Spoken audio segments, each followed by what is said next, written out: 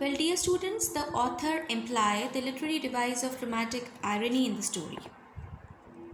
In this manner, that the death of Tiger King is intended to suggest that death can creep unawares from anywhere, even from the most harmless quarters as well. No one can escape death or destiny when it is imminent. A harmless looking toy tiger kills the royal king, whereas 99 dangerous tigers couldn't kill him. So, this is all ironical. Now, let's talk about certain satirical and humorous elements. There are dialogues between the astrologer and 10-day-old infants which are humorous. The upbringing of the king, like English prince.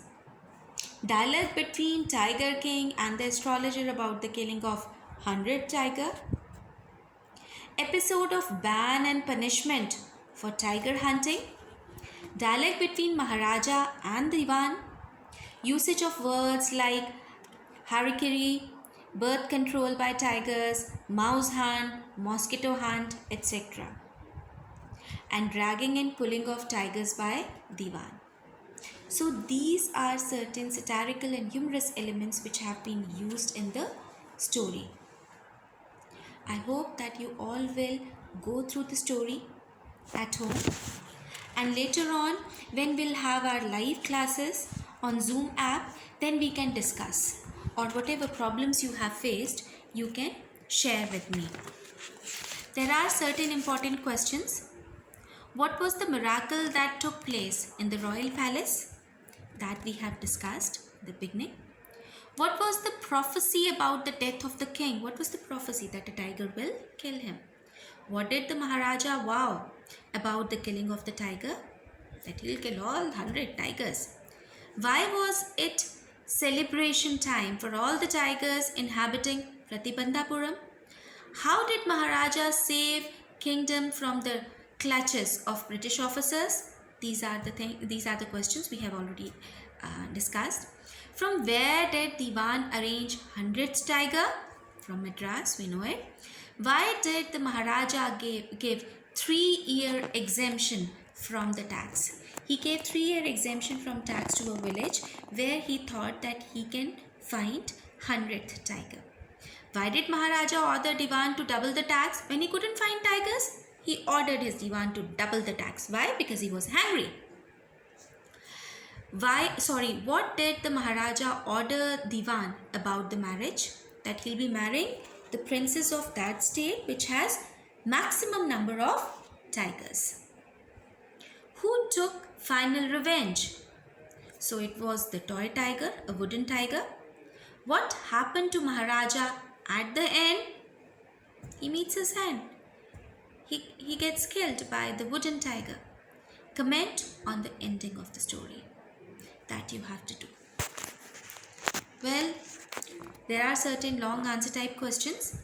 Write the character sketch of Tiger King in your own words. How can we say that author has commented on the subjecting innocent animals to the willfulness of human beings?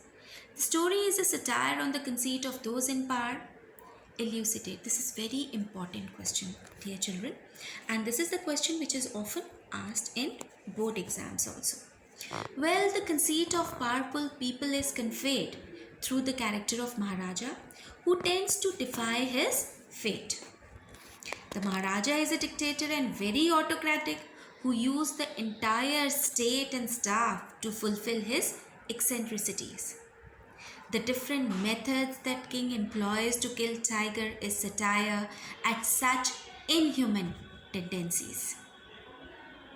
Well, the writer condemns the criticism and criticizes the moods of of the king along with his minions, who are ready to go to any length to obey his orders. Reckless killing of innocent tiger is disgusting and the king deserves punishment. Well, dear students, the name Pratibandhapuram is itself very ironical because it means city of restrictions. And Maharaja terms large-scale killing as an act of self-defense. But he cannot save himself from a toy tiger. So the greatest irony is that the Maharaja dies due to toy tiger, whereas 99 living tigers could not harm him. Dear students, the lesson ends with the ironical statement that death can creep from the most harmless quarters. So the interspersing of irony, humor and satire in the story is very effective. And there is a question that how did Maharaja treat his subordinates? That we'll get to know when we'll read the entire lesson. When you read the entire lesson, then every now and then you keep on getting the examples or the incidents of the way the Maharaja has been treating his subordinates. Thank you.